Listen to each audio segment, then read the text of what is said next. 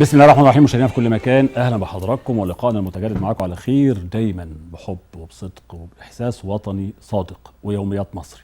اهلا بيكم في قناه القاهره، ونبدا حلقتنا النهارده مع بعض. واسمحوا لي في البدايه، هي دعوه للتسامح، دعوه للاخوه وللمحبه، نرجع تاني المصريين اللي عندهم شهامه وجدعان، المصريين اللي بيحبوا بعض بجد، نرجع تاني للروح اللي افتقدناها بمنتهى الامانه بعد ثوره يناير. بمنتهى الصراحه طلع اسوأ ما فينا، يعني بادئين نرجع وان شاء الله هنرجع. ويمكن وانا جاي في العربيه سمعت في الراديو اخبار لطيفه ويا رب تكون صادقه، انه مجلس الوزراء النهارده نفى تماما زياده سعر الفايده، نفى زياده اسعار بعض الحاجات، لان السوشيال ميديا دلوقتي بقت شغله بعض اللجان الالكترونيه، هي مش بس تهديد الامن القومي المصري، لا ده اضعاف الرغبه والاراده المصريه بكل الطرق والسبل.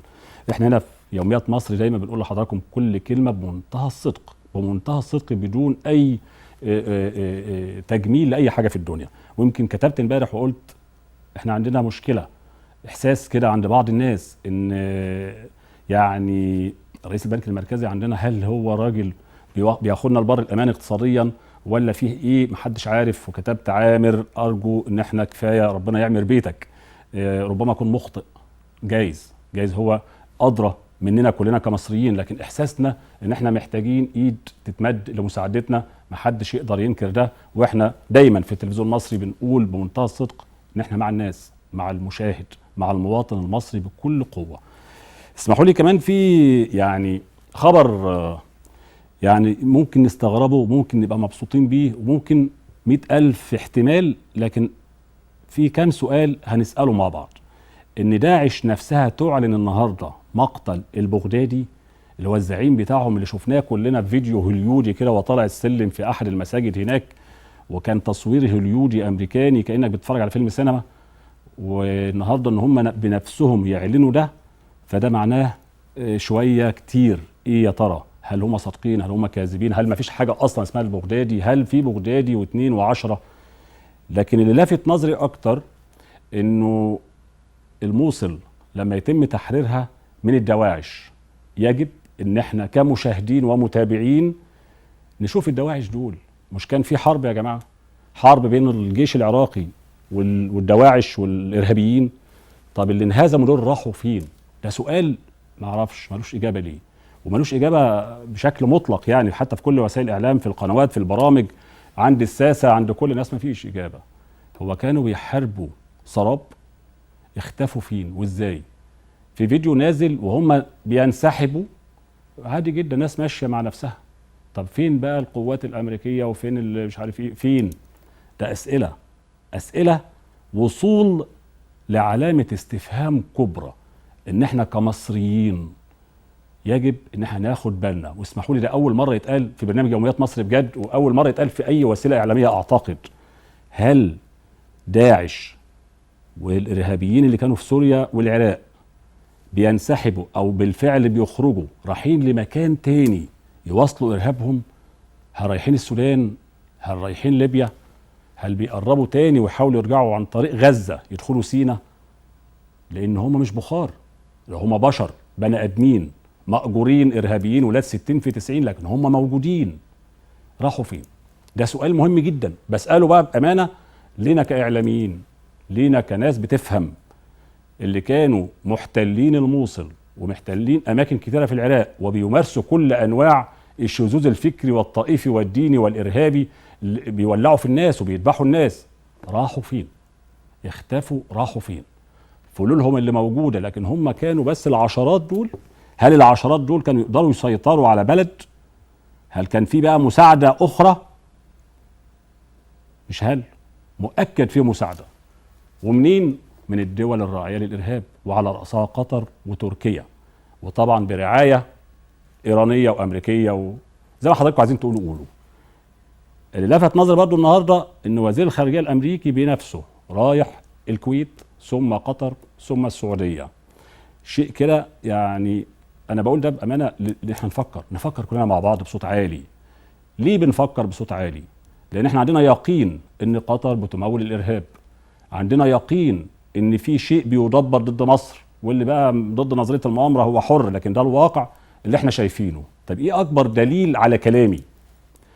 ان لما تطلع قناه كبرى في العالم اسمها CNN، وتعرض للناس وثائق على الشاشه شايفينها حضراتكم، انها وثائق مسربه من CNN، ان سنه 2013 و2014 وقع امير قطر بنفسه على وثيقه بتقول ان احنا هنبطل ندعم الارهاب، وان لو دعمنا الارهاب اعملوا اللي انتوا عاوزينه كمجلس تعاون خليجي. ده اللي اتقال، واتقال في وثائق، والوثائق مسربه وشايفينها كلنا على الشاشه، وممضيه من امير قطر تميم، اللي هو برضه ما زال بيمارس لعبته القذره ضد الشعوب العربيه بمنتهى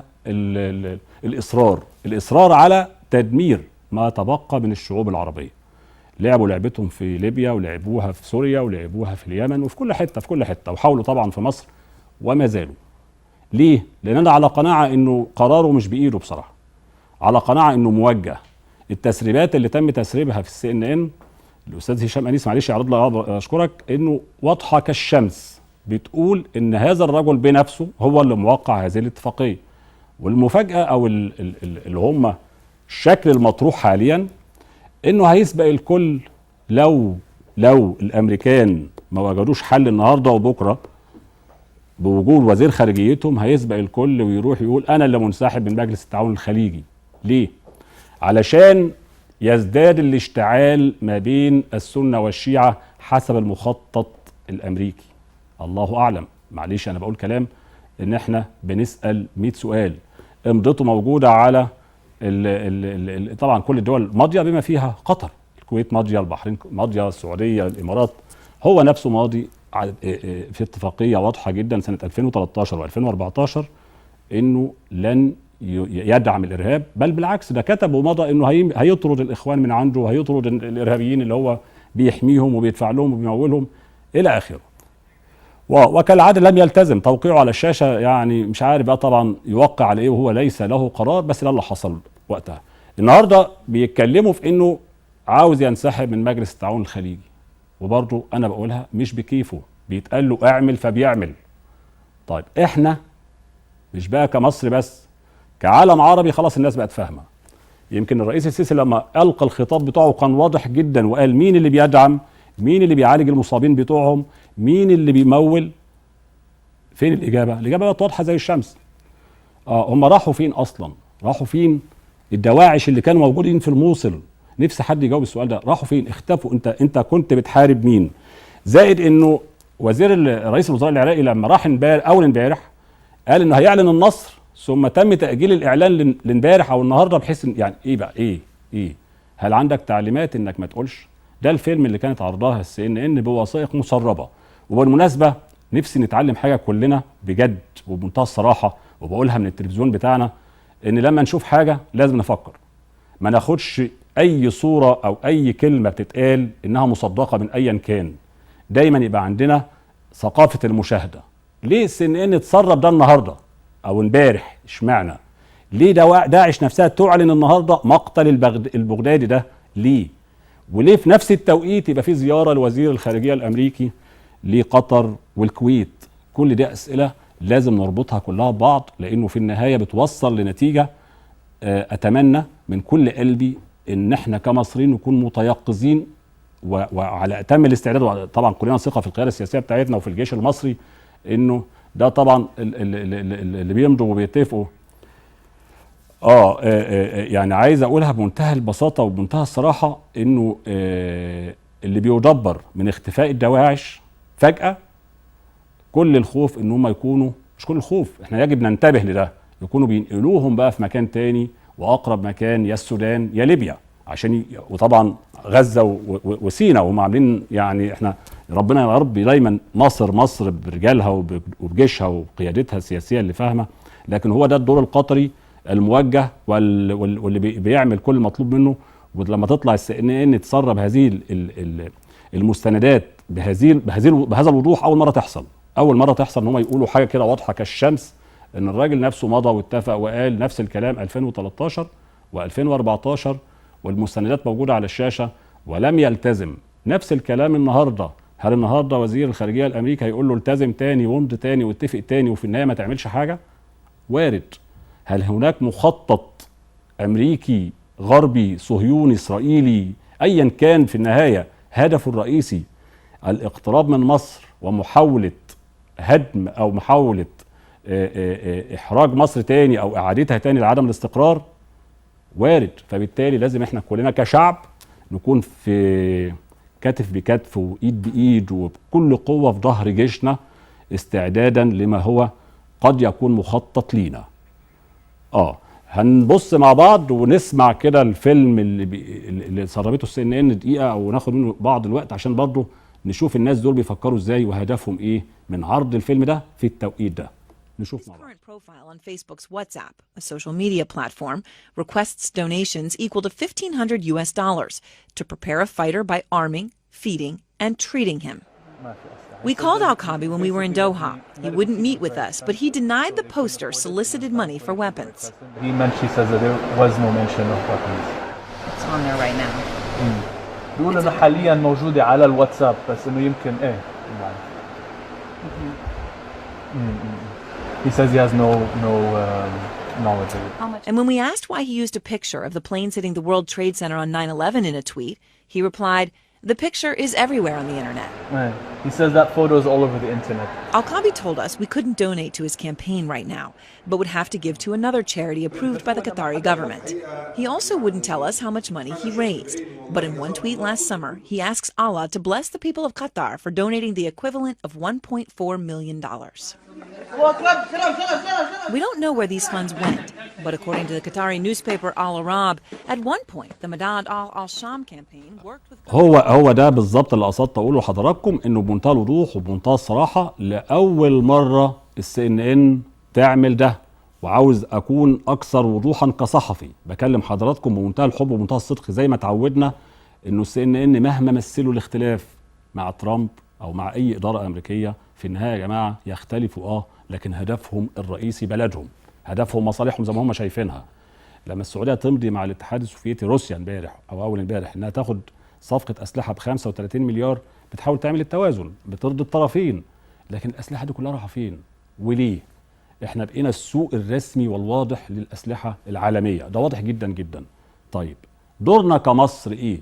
انا كمواطن مصري دوري ايه؟ بتكلم بمنتهى الوضوح. اذا كان اختفاء الدواعش من الموصل ومن سوريا عشان يعلن النصر هنا وهنا والدنيا تتحرر وزي الفل، وده طبعا يبسطنا جدا كمصريين، لكن لازم عينينا واذاننا تكون على دول راحوا فين. القوه اللي تم تدبيرها من كل دول العالم، شويه الارهابيين الممولين القتله باسم الدين اللي هم ليست لهم اي علاقه باي دين اصلا، راحوا فين؟ اتبخروا ولا راحوا في مكان تاني؟ واقرب الاماكن زي ما بقول لحضراتكم كده بوضوح غزه عشان يدخلوا سينا، او السودان عشان يهددونا من ناحيه السودان، او ليبيا.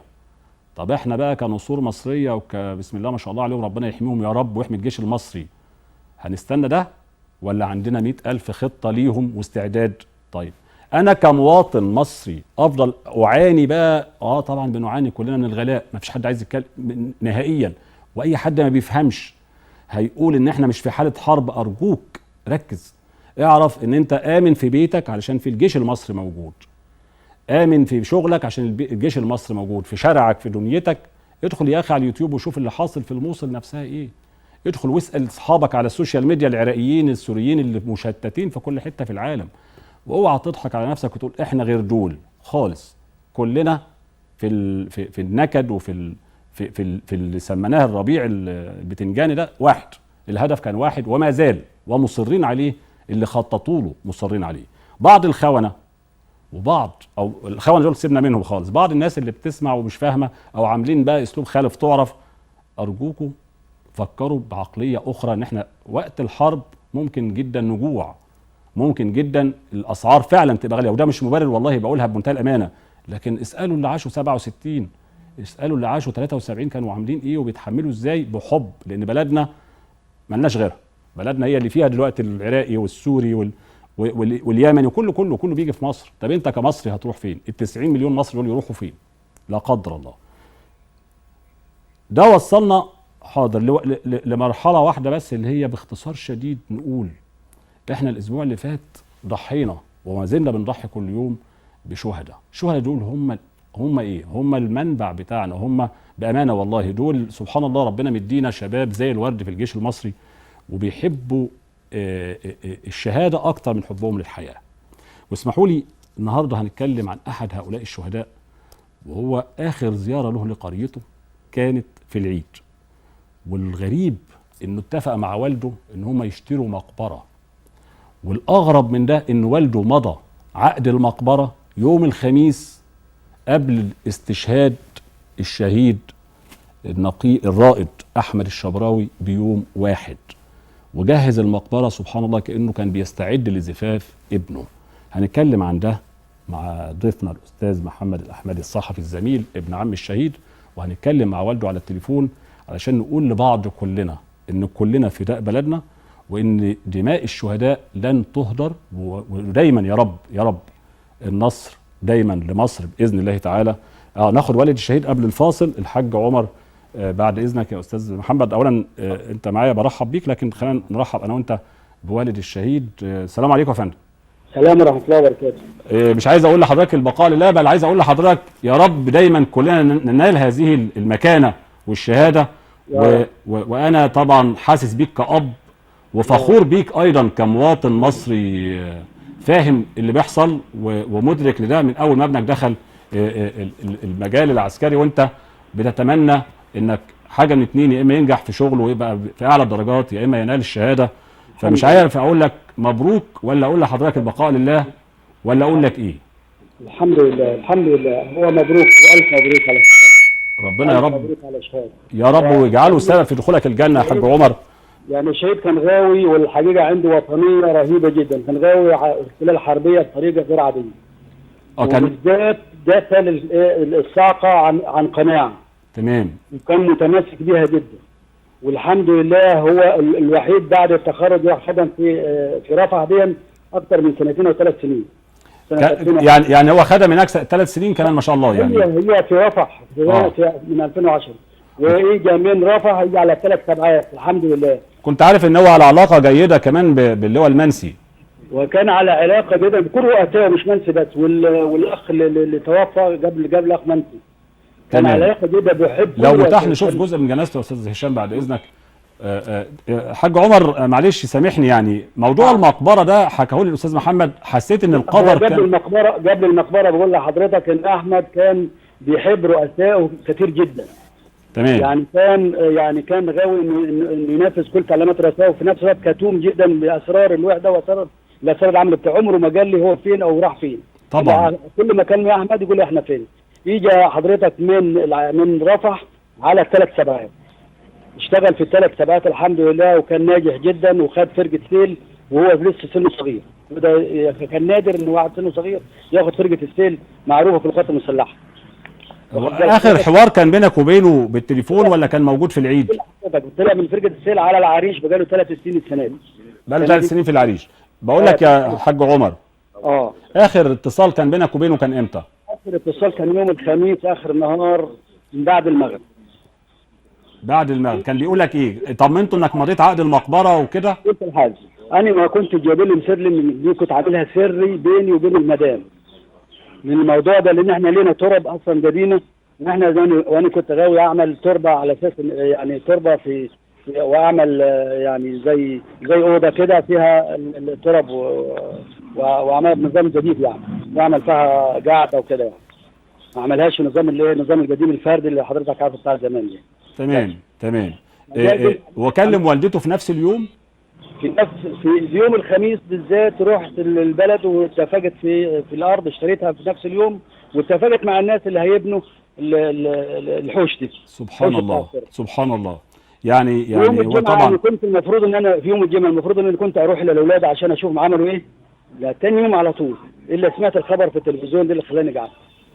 وتم دفن الشهيد في نفس المقبره؟ تم دفن الشهيد في نفس المقبره الجديده. والله انا عاملها بدون قصد، والله كنت عاملها سرا وبدون علم ولادي. سبحان الله سبحان الله. يعني القدر كان بيتفق معاك، بيرتب معاك بدون اي تنسيق يعني. سبحان الله. الشهيد كان في حاجه لله، هو لا اله الا الله، محترم وكان شجاع. عايزه انا طبعا اكيد كانت يعني احنا كلنا بشر، واول ما سمعت الخبر يعني مؤكد احمد شده كان فيه لله كتير جدا، لانه كان كل ما يجي لازم يطلع حاجه لله. وعاش بطل، عاش يعني راجل ومات بطل حقيقه. كان بيحب الخير، دايما بيعمل خير يعني. في فعل خير حاجه رهيبه، وكان دايما يعني اقول له يا احمد احنا عايزين ننقل لك يا احمد من العريش، كفايه كده 3 سنين. يقول لي يا بابا انا مش همشي الا مع الدفعه بتاعتي، عايزين ينقلوني هنتقل. هي نصيب هذا. الرائد احمد والله. متزوج يا حاج عمر؟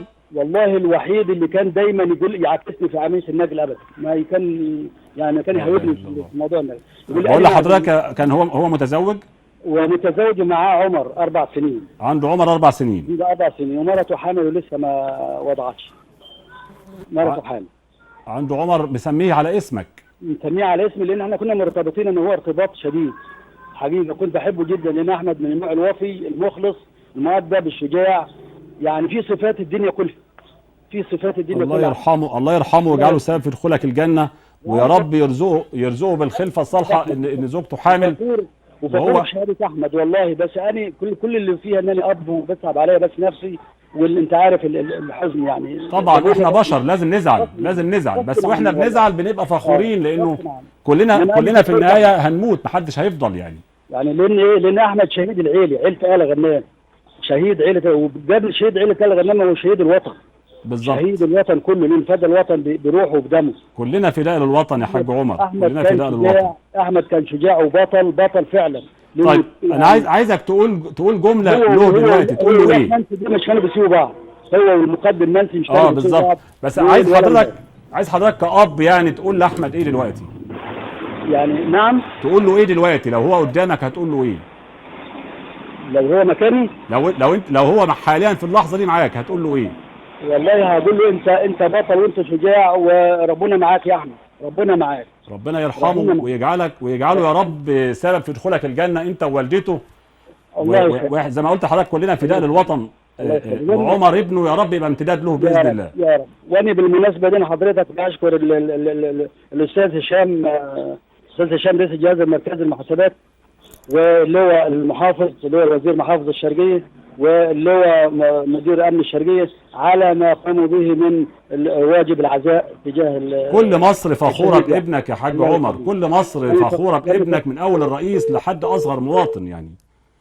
وانا قلبي معاك وبشكرك، ويا رب دايما يعني كلنا فداء مصر، ويا رب يصبرك ويقدرك على انك تتحمل هذا المصاب، وانت اكيد فخور بابنك. بشكرك جدا يا حاج عمر.